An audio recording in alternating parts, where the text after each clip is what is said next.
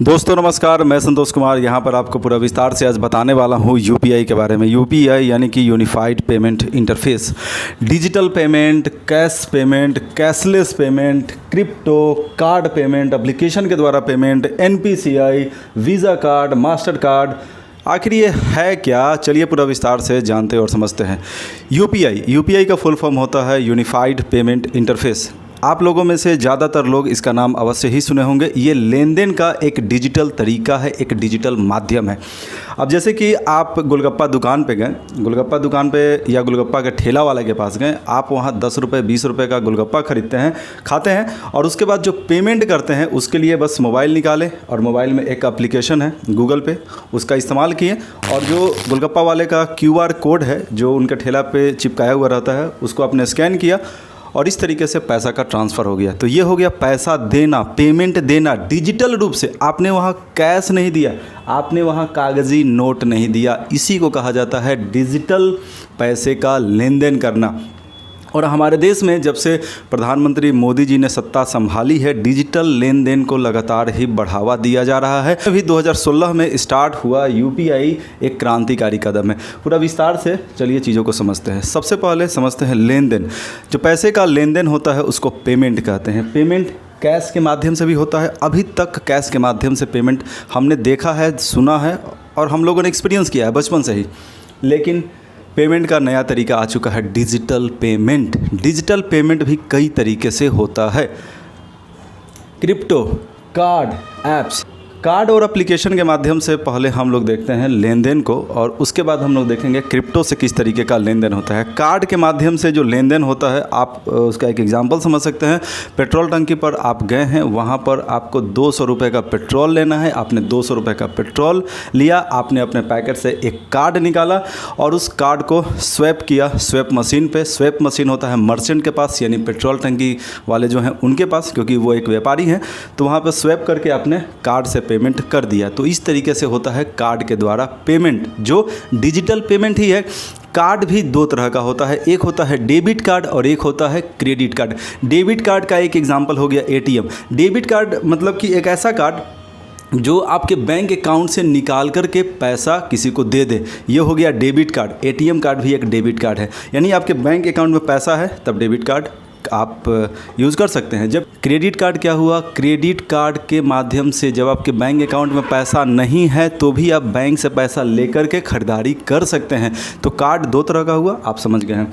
अब देखते हैं एप्लीकेशन के द्वारा पेमेंट करना। यूपीआई का इस्तेमाल यहीं पर होता है, एप्लीकेशन के माध्यम से पेमेंट करना। एप्लीकेशन का मतलब क्या? इंस्टाग्राम, फेसबुक, व्हाट्सअप, ये सब क्या है? ये एक एप्लीकेशन ही है। उसी तरीके से कुछ पेमेंट करने का भी एप्लीकेशन होता है, जैसे कि गूगल पे, भीम ऐप, ये सब क्या है?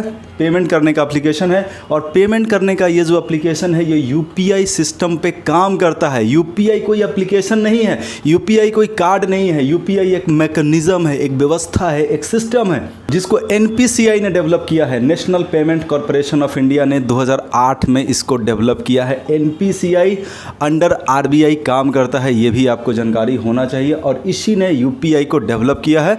दोस्तों अब हम ये समझते हैं कि एप्लीकेशन के माध्यम से किस तरीके से पेमेंट किया जाता है। आपके मोबाइल में एक एप्लीकेशन होना चाहिए। कौन सा एप्लीकेशन? जिसके बारे में मैंने अभी बात किया, चाहे गूगल पे हो, पेटीएम हो, भीम ऐप हो, कुछ इस तरह का एप्लीकेशन। उस एप्लीकेशन को आपको डाउनलोड करना है और आपका बैंक अकाउंट में खाता तो होना ही चाहिए, वो तो मस्ट है। तो जैसे ही आप उस एप्लीकेशन को आप डाउनलोड करोगे उसके बाद वो खुलेगा तो बहुत सारा उसमें मतलब पूछा जाएगा आपका नाम वगैरह ये सब, और वहाँ पर आपका एक यूपीआई आईडी भी क्रिएट हो जाएगा। तो इस तरीके से गूगल पे एक्टिव हो जाएगा आपके मोबाइल में। और जिसको भी पैसा देना है बस उसका मोबाइल नंबर या तो चाहिए या उसका QR कोड चाहिए या उसका अकाउंट नंबर चाहिए। तो इस तरीके से आप उसको पेमेंट कर सकते हैं, जिसको भी आप पैसा देना चाहते हैं उसको। और इसका सबसे बड़ा खासियत है कि यहाँ पर ट्रांजैक्शन चार्ज भी नहीं लगता है। ट्रांजैक्शन चार्ज चाहे आप कार्ड से पेमेंट करते हो या एप्लीकेशन से पेमेंट करते हो तो सामान्यतः पैसा लगता है, चार्ज लगता है, जिसको MDR बोलते हैं, मर्चेंट डिस्काउंट रेट। लेकिन अगर आप यूपीआई के माध्यम से पेमेंट करते हैं, और यूपीआई के माध्यम से पेमेंट कैसे होता है तो किसी एप्लीकेशन के थ्रू ही होता है, ये भी आपको पता होना चाहिए, क्योंकि यूपीआई एक सिस्टम का नाम है। और पेमेंट होता है एप्लीकेशन के थ्रू, और ये एप्लीकेशन इससे जुड़ा हुआ है। तो अगर आप इन एप्लीकेशन के माध्यम से पेमेंट करते हैं तो कोई आपका ट्रांजैक्शन चार्ज यानी कि MDR नहीं लगता है, ये खासियत है। लेकिन अब एक और सवाल है, चूँकि ये बहुत आसान है, सिंपल है, लेकिन अब MDR नहीं लगता है, लेकिन बहुत सारे जो कार्ड कंपनियां हैं या विदेशों में जो बहुत सारे ऐप्स काम करते हैं वो ट्रांजैक्शन चार्ज लेते हैं। तो यहाँ पर क्वेश्चन ये उठता है कि जो ट्रांजैक्शन हो रहा है, पैसे का लेन देन है, आप किसी को पैसा दे रहे हैं, तो यहाँ पर कौन कौन इन्वॉल्व है? आप इन्वॉल्व हैं, जिसको पैसा दे रहे हैं वो इन्वॉल्व है, बैंक इन्वॉल्व है क्योंकि बैंक से ही तो निकल के पैसा कहीं जा रहा है। इसके अलावा वो एप्लीकेशन वाला कंपनी है, या अगर आप कार्ड से पेमेंट करते हैं तो वो कार्ड इन्वॉल्व है, और एप्लीकेशन से आप करते हैं तो एप्लीकेशन वाला कंपनी के अलावा UPI भी इन्वॉल्व है। वैसे में जो बैंक्स हैं, जो एप्लीकेशन वाली कंपनियां हैं, उनको तो नुकसान होगा, तो उनके नुकसान का भरपाई भारत सरकार कर रही है। भारत सरकार ने पिछली बार 1300 करोड़ रुपए बैंकों को दिया था ताकि बैंकों को और ये जो एप्लीकेशन वाली कंपनियां हो उनको पैसा का भरपाई हो सके। तो कहानी को अच्छा से समझने के लिए चलिए थोड़ा सा पीछे चलते हैं। बात है वर्ष 2008 का। उस समय हमारे देश में मात्र 10% लोगों के पास ही बैंक में खाता था। इस संख्या को बढ़ाने के लिए RBI ने 2008 में ही NPCI का स्थापना किया, यानी कि national payment corporation of India. इस संस्था ने 2011 में लॉन्च किया रुपे कार्ड। अगर अभी की बात किया जाए तो हमारे देश में मुख्यतः 2 ही तरह का कार्ड चलता है, एक रुपे कार्ड और एक वीज़ा कार्ड। मास्टर कार्ड को RBI ने बैन कर दिया है। इस पे आरोप ये था कि ये ट्रांजैक्शन का जो डाटा है वो भारत से बाहर भी पहुंचा रहा था। ये दोनों ही अमेरिकी कंपनी है। मास्टर कार्ड ऑफिशियली RBI के द्वारा बैंड है भारत में, जबकि वीज़ा कार्ड चल रहा है। तो भारत में अभी 2 ही मुख्यतः कार्ड चल रहा है, रुपे कार्ड और वीज़ा कार्ड। ज़्यादा जो लोग यूज़ करते हैं वो वीज़ा कार्ड का ही इस्तेमाल करते हैं। वीज़ा कार्ड में ट्रांजैक्शन चार्ज भी काफ़ी अच्छा खासा कटता है, वहाँ पर हाई ट्रांजैक्शन चार्ज लगता है। जबकि जो रुपे कार्ड से जो लेन देन होता है वहाँ पर कोई ट्रांजैक्शन नहीं है। UPI से चाहे लेन देन हो या रुपए कार्ड से लेन देन हो, वहाँ कोई पैसा अभी नहीं कट रहा है। तो हम लोग इस कहानी पे बात कर रहे हैं कि 2008 में क्या हुआ, 2011 में क्या हुआ। 2014 में भारत में नई सरकार का गठन होता है। मोदी जी प्रधानमंत्री के रूप में सामने आते हैं। उन्होंने उसी वर्ष लॉन्च कर दिया प्रधानमंत्री जन धन योजना। इस योजना के माध्यम से 0 बैलेंस पर भी बैंक अकाउंट खोलना संभव हो गया। पहले भारत में बहुत ज़्यादा बैंक के खाते नहीं थे, क्योंकि खाता खोलने के लिए 2000, 3000, 4000 रुपये ज़रूरी था। अब 0 बैलेंस पर भी खाता खोलना संभव हो गया। रिजल्ट भी बड़ा पॉजिटिव दिखा और 2015 में 12.5 करोड़ खाते हो चुके थे। वहीं 2021 में इनकी संख्या तेज़ी से बढ़कर 41.6 करोड़ तक पहुंच गया, यानी कि 416 मिलियन बैंक खाता हो गया था 2021 में। यानी कि ये जो प्रधानमंत्री जन धन योजना जिसकी शुरुआत 2014 में किया गया, उससे बैंक खातों की संख्या में काफ़ी तेज़ी से इजाफा हुआ। अब ज़रा ये समझते हैं कि प्रधानमंत्री जन धन योजना से क्या लाभ हुआ। 2 लाभ हुआ। पहला लाभ ये हुआ कि ज़्यादा से ज़्यादा बैंक खाता खुला। उससे क्या हुआ, जो गरीब लोग हैं, जिनको सरकारी योजनाओं का लाभ मिलना है, जिनको सरकारी योजनाओं से मिलने वाला पैसा की आवश्यकता है, तो वो पैसा सीधे उनके खाते में पहुंच रहा था। पहला हुआ। दूसरा क्या फ़ायदा हुआ, दूसरा ये फ़ायदा हुआ कि जो डिजिटल लेन देन है उसको बढ़ावा देने का एक आधार तैयार हुआ। क्योंकि डिजिटल लेन देन कब हो पाएगा, जब लोगों के पास खाता ही नहीं रहेगा तो डिजिटल लेन देन कैसे हो पाएगा। अभी मैंने बताया कि चाहे आप कार्ड से पेमेंट करें या ऐप से पेमेंट करें, आपके पास खाता होना चाहिए। तो इसीलिए लोगों का खाता की संख्या को बढ़ाया गया, क्योंकि डिजिटल लेन देन को बढ़ावा देना था भारत में। कौन सा पहला ऐसा देश है जिसने भारत के UPI को अपनाया, तो वो देश है नेपाल, जिसने भारत के UPI मैकेनिज़्म, UPI सिस्टम को अपना लिया है। जबकि कौन सा ऐसा पहला पश्चिमी देश है जिसने भारत के UPI सिस्टम को अपनाया है, तो पहला पश्चिमी देश फ्रांस है, जिसने भारत के UPI सिस्टम को एडॉप्ट किया है। तो ये काफ़ी ज़्यादा महत्वपूर्ण जानकारी है आपके लिए। कागजी नोट के प्रबंधन में हमारे देश में प्रति वर्ष 2.47 लाख करोड़ रुपए का खर्च होता है। हर वर्ष इतना रुपए खर्च होता है कागजी नोट को छापने की प्रक्रिया में, क्योंकि नोट को छापना काफ़ी पेचीदगी से भरा काम है। जंगल को काटना, वहाँ से लकड़ी को लाना, फिर उसको पूरा प्रोसेस करना, नोट को तैयार करना, वहाँ बहुत सारे लोग काम करते हैं, उनको सैलरी देना। तो आप समझ रहे हैं काफ़ी जटिल सा प्रक्रिया होता है कागज़ी नोट का प्रबंधन करना। हर वर्ष इतना रुपए लगता है, 2.47 लाख करोड़ रुपए का टोटल खर्च है हर वर्ष कागज़ी नोट के प्रबंधन करने में। अब देखिए, कागज़ी नोट को अगर पूरी तरीके से सिस्टम से हटा दिया जाए, पूरी तरीके से देश को कैशलेस बनाया जाए, तो हर वर्ष जो जंगल कट रहा है, जो पेड़ों को काटा जा रहा है, वो तो समाप्त हो जाएगा, तो पर्यावरण का संरक्षण होगा। नंबर 1 बात। नंबर 2 बात, मैंने अभी आपको ये बताया कि भारत का जो यूपीआई सिस्टम है नेपाल और फ्रांस तक पहुँच चुका है। वैसे में क्या अमेरिका तक इसकी पहुँच संभव है? तो देखिए, अमेरिका तक अगर हम इसको पहुँचाना चाहते हैं तो इस सिस्टम को और ज़्यादा इन्हेंस करना होगा, इसको और ज़्यादा मॉडिफाइड करना होगा, उसके लिए रिसर्च एंड डेवलपमेंट करना होगा, उसके लिए अनुसंधान करना होगा, उसके लिए पैसा चाहिए। अब कागज़ी नोट में हर साल इतना पैसा लगता है, उसका अगर एक फ्रैक्शन भी अगर हम यहाँ लगा दें तो हमारा जो यूपीआई सिस्टम है वो काफ़ी ज़्यादा इन्हेंस हो जाएगा, काफ़ी ज़्यादा ये इनोवेटिव हो जाएगा, और मे भी संभव है कि ये यूएसए में भी अपना एंट्री कर सकता है, यानी अमेरिका में भी ये एंट्री कर सकता है। मे भी ऐसा पॉसिबल है।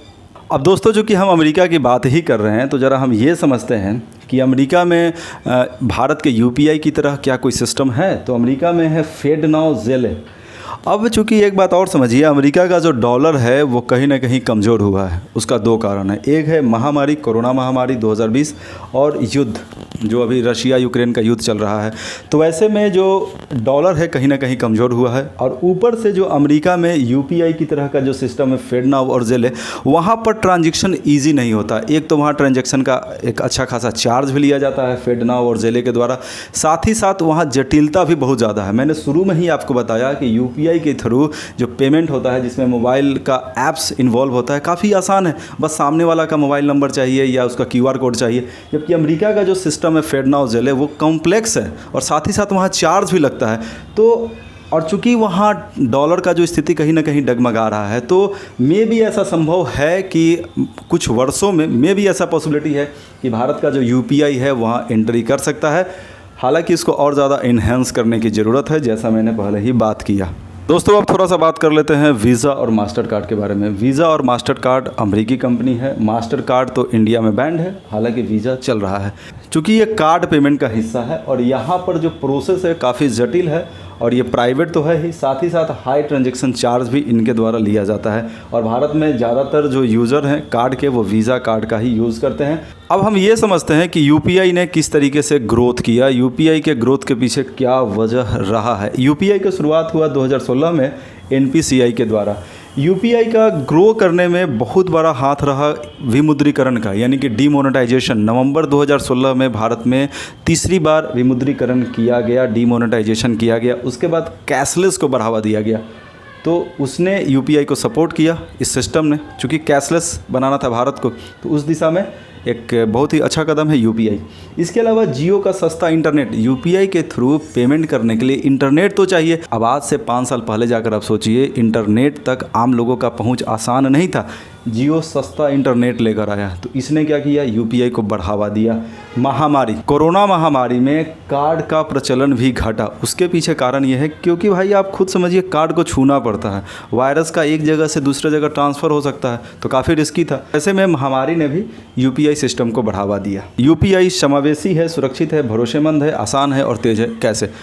अब यूपीआई के माध्यम से 1 रुपये से लेकर के 1 लाख रुपए तक का पेमेंट किया जा सकता है। तो ये सबके लिए है, ऐसा थोड़ी है कि सिर्फ अमीर ही लोग इस्तेमाल करेंगे। कुछ नहीं होना चाहिए, आपके पास बैंक में एक अकाउंट होना चाहिए, आपके पास मोबाइल होना चाहिए, मोबाइल में एप्लीकेशन होना चाहिए बस, और साथ ही साथ इंटरनेट होना चाहिए, तो आप इसका इस्तेमाल कर सकते हैं। सुरक्षित भी है, सेफ़ भी है। ऐसा नहीं है कि हम पेमेंट आपको कर रहे हैं तो पेमेंट कहीं और चला गया। भरोसेमंद है, आसान है, काफ़ी इजी है। बस सामने वाला का जिसको पेमेंट करना है उसका QR कोड पता हो या उसका मोबाइल नंबर पता हो, बस हो जाएगा पैसे का ट्रांजैक्शन। और फास्ट भी है। आगे हम बात करते हैं स्विफ्ट के बारे में। स्विफ्ट अमेरिका द्वारा डेवलप एक सिस्टम है जस्ट लाइक यूपीआई, यानी पेमेंट करने का एक व्यवस्था है। इसका खासियत यही है कि यहाँ पर जो पेमेंट होता है सामान्यतः बहुत बड़ी बड़ी धनराशियों का पेमेंट होता है। अब जैसे कि एक देश दूसरे देश से कुछ खरीदारी कर रहा है तो वहाँ पर सामान्यतः स्विफ्ट का प्रयोग होता है। ये अमेरिका द्वारा विकसित सिस्टम है और यहाँ पर ट्रांजेक्शन चार्ज अच्छा खासा लगता है। बहुत सारे जो विशेषज्ञ हैं ये सवाल कर रहे हैं कि क्या भारत का यूपीआई स्विफ्ट को रिप्लेस कर सकता है। यूपीआई भारत सरकार द्वारा नियंत्रित है जबकि ये अमेरिका द्वारा कंट्रोल्ड है। अब ये आसान तो नहीं है क्योंकि आप समझ सकते हैं अमेरिका अभी भी इकोनॉमिक पावर है। यूपीआई स्विफ्ट को रिप्लेस करेगा या नहीं करेगा वो तो अब आने वाला समय की बात है, लेकिन भारत क्या कर सकता है वो सबसे ज़्यादा इम्पॉर्टेंट है। अब यूपीआई का जो भरोसा है वो लगातार बढ़ते ही जा रहा है। मैंने आपको शुरू में ही बताया कि 30 देश ऐसा डिमांड किए हैं कि हमें भी यूपीआई चाहिए। कई सारे पड़ोसी देशों में यूपीआई चल भी रहा है। तो वैसे में हमें क्या करना चाहिए, यूपीआई को और ज़्यादा इन्हेंस करना चाहिए, यूपीआई को और ज़्यादा इफेक्टिव बनाने की ज़रूरत है ताकि भविष्य में वो स्विफ्ट को टक्कर दे सके। अब थोड़ा सा बात कर लेते हैं यूनियन पे के बारे में। यूनियन पे चीन का वैसा ही मैकेनिज़्म है जैसा भारत का यूपीआई है।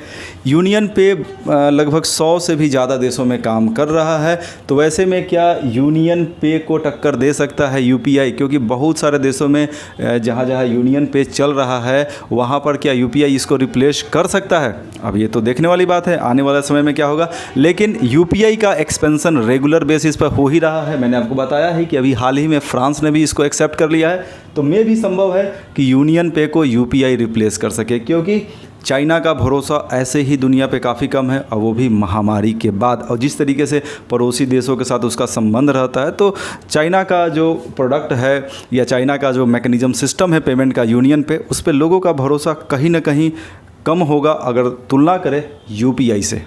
इस वीडियो के अंत में हम बात करते हैं कि क्या यूपीआई क्रांति है, क्योंकि बहुत सारे विशेषज्ञ हैं यूपीआई के बारे में कह रहे हैं कि आज़ाद भारत का सबसे बड़ा क्रांति है। क्रांति तो है, लेकिन किस संदर्भ में क्रांति है ज़रा ये समझिए। क्रांतिकारी है पेमेंट के क्षेत्र में, यानी कि लेन देन के क्षेत्र में इसने क्रांति ला दिया है। उद्योगों को बढ़ावा देने के संदर्भ में अगर बात किया जाए तो इसने क्रांति ला दिया है। बैंकिंग सेक्टर में अगर बात किया जाए तो इसने क्रांति ला दिया है। भ्रष्टाचार पर प्रहार करने की बात किया जाए तो इसने क्रांति ला दिया है। आम लोगों के जनजीवन को भी इसने सकारात्मक रूप से ही प्रभावित किया। थोड़ा सा विस्तार से इसको समझते हैं। भ्रष्टाचार पर प्रहार तो हुआ ही है, ज़रा इसको समझते हैं। मान लिया कि कोई एक कर्मचारी या अधिकारी है किसी सरकारी विभाग में, जहां आप जाते हैं वो आपसे घूस मांगते हैं कि हमको 2 लाख रुपए का आप घूस दीजिए। अगर आप कैश में उनको घूस देते हैं तो वो सरकार के नज़र में नहीं आएगा कि हाँ इस व्यक्ति को 2 लाख रुपए मिला है। लेकिन उसी पैसा को अगर आप देते हैं, हालांकि आपको देना नहीं चाहिए, वो पैसा को अगर आप ऑनलाइन ट्रांजैक्शन करके उनको देते हैं तो सरकार की नज़र में वो पैसा आ जाएगा कि अच्छा फलाना सरकारी कर्मचारी या अधिकारी के पास 2 लाख रुपए एक्स्ट्रा आया। तो उससे पूछा जाएगा कि भाई तुम्हारे पास ये पैसा कहाँ से आया, क्योंकि जब इनकम टैक्स रिटर्न फाइल किया जाता है तो उसमें तो पूरा जांच पड़ताल होता है कि ठीक है बताइए, उसमें पूछा जाता है कि आप इतना पैसा कमाए तो कहाँ से कमाएं बताइए। डिजिटल पेमेंट का ये फ़ायदा है कि आपका जो भी लेन देन होगा वो सरकार के नज़र में रहेगा। आम लोगों को इससे क्या फ़ायदा हुआ? आम लोगों को मुख्यतः 2 फ़ायदा हुआ। आम लोगों को इससे क्या फ़ायदा हुआ ज़रा ये समझिए। पहले बैंक से पैसा निकालना था तो लाइन में लगे रहिए, घंटों घंटों लाइन में लगे रहिए। अब पैसा का लेन देन काफ़ी आसान हो गया, आप समझ सकते हैं। और उसके बाद लाइन में लगिए, उसके बाद बच्चों का अगर एडमिशन कराना है तो वह स्कूल जाइए, वहाँ पर पैसा दीजिए। अब समझ रहे हैं कितना लेंदी प्रोसेस था। अब क्या है, काफ़ी सिंपल हो गया है। बस अगर एडमिशन भी कराना है तो बस आसानी से पेमेंट कर दी, घर बैठे भी पेमेंट हो सकता है, स्कूल जाने की भी आवश्यकता नहीं है। यानी ना बैंक जाना है ना स्कूल जाना है, और बच्चे का एडमिशन भी हो जाएगा। यानी कि आप घर बैठे बैठे पेमेंट कर सकते हैं। डिजिटल लेन देन से बैंकों को क्या फ़ायदा हुआ, ज़रा चलिए इसको समझते हैं, पूरा विस्तार से समझते हैं। 2008 में 10% लोगों के पास बैंक में खाता था। एनपीसीआई का स्थापना हुआ, धीरे धीरे बैंक खातों का संख्या बढ़ा, क्योंकि जब तक बैंक खातों का संख्या नहीं बढ़ेगा डिजिटल पेमेंट का कोई मतलब नहीं है। मान लिया कि पूरे भारत में 1 करोड़ लोग ही डिजिटल पेमेंट करें तो क्या डिजिटल इंडिया का सपना साकार हो पाएगा? नहीं। मैक्सिमम लोग डिजिटल पेमेंट करें तो इसके लिए बैंकों में खाता भी तो होना चाहिए। तो बैंकों का खाता को ज़्यादा से ज़्यादा संख्या में खोला गया, वो तो पूरा मैंने आपको बता दिया। तो बैंकों को आप खुद देखिए ना कितना ज़्यादा फ़ायदा हुआ। नंबर ऑफ़ जो खाता है बहुत ज़्यादा खुला, बैंकों में खाता बहुत ज़्यादा खुला, यानी बैंकों में पैसा बहुत ज़्यादा आया। बैंकों में जब बहुत ज़्यादा पैसा आएगा तो बैंक ज़्यादा इन्वेस्टमेंट करेगा, बैंक ज़्यादा पैसा कमाएगा, तो बैंकों को तो काफ़ी फ़ायदा हुआ, आप समझ रहे हैं। व्यापार, बड़े व्यापारियों को बहुत फ़ायदा हुआ, छोटे व्यापारियों को हालांकि इससे कोई बहुत ज़्यादा फ़र्क नहीं पड़ा है। आप जैसे समझिए एक छोटा व्यापारी है, वो आलू प्याज बेच रहे हैं, तो आप उनको कैश में पेमेंट कर दो या डिजिटल पेमेंट कर दो, उन पे कोई फ़र्क नहीं पड़ने वाला है। लेकिन बड़े व्यापारी कैसे प्रभावित हुए हैं ज़रा वो समझिए। मान लिया कि पटना में कोई व्यापारी है, उनको सूरत से 25 लाख का सामान मंगवाना है। हाँ हेलो, हमें 25 लाख का सामान भेजिए। तो वहाँ से रिप्लाई आएगा हाँ पहले पैसा भेज दीजिए। तो अब डिजिटल पेमेंट क्या है, तुरंत पेमेंट हो जाएगा, आसानी से पेमेंट हो जाएगा। यानी कि पैसा गया, अब वहाँ से सामान को भी डिलीवर कर दिया जाएगा। यानी कि जो प्रोसेस है बिज़नेस का वो फास्ट हो गया है, और ये बड़े व्यापारियों के लिए काफ़ी फ़ायदेमंद है। Digital payment. तो दोस्तों इस तरीके से मेरा एक छोटा सा प्रयास था कि मैं आपको इन चीज़ों को अच्छे से समझा सकूं। थैंक यू, धन्यवाद।